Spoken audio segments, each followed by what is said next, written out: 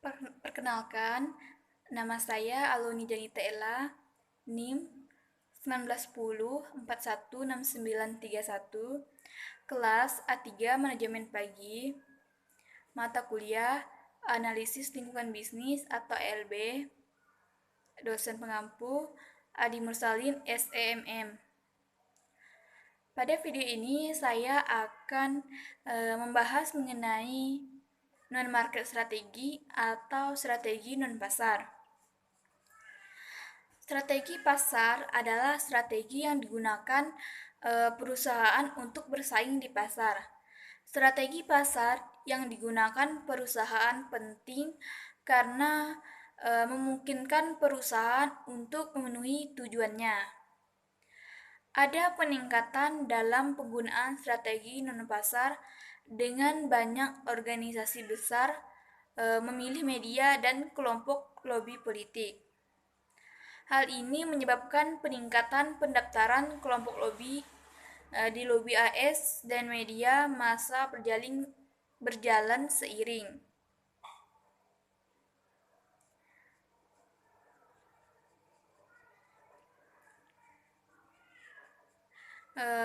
Kekuatan non-pasar adalah kekuatan yang bertindak atas faktor ekonomi dari luar sistem pasar. Mereka termasuk pembantuan dan mengoreksi faktor-faktor pembantuan pasar dan lembaga dan organisasi kemasyarakatan lainnya seperti ekonomi, politik, sosial, dan budaya, sehingga mereka dapat berfungsi secara efisien dan efektif serta memperbaiki kegagalan mereka. Strategi non-pasar adalah cara untuk mengejar tujuan strategis melalui pengaruh politik dan sosial. Bagian manajemen itu melibatkan pemerintah, regulator, masyarakat sipil, dan media. Strategi non-pasar membantu kelompok mendapatkan kekuatan lunak dan pengaruh dan menggunakannya untuk keunggulan kompetitif mereka. David Bryan 2003 dalam bukunya Business and its Environment mengajak kita untuk merambah lingkungan eksternal yang disebut non-market. Selain aspek market yang menjadi concern dunia bisnis selama ini, lingkungan market adalah wilayah kerja utama perusahaan, mencakup interaksi antar perusahaan, suppliers, dan consumers yang diatur melalui pasar atau melalui kesepakatan.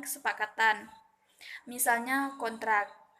Non-market adalah aspek sosial, politik, dan berbagai peraturan pemerintah yang memberikan tekanan terhadap strategi perusahaan.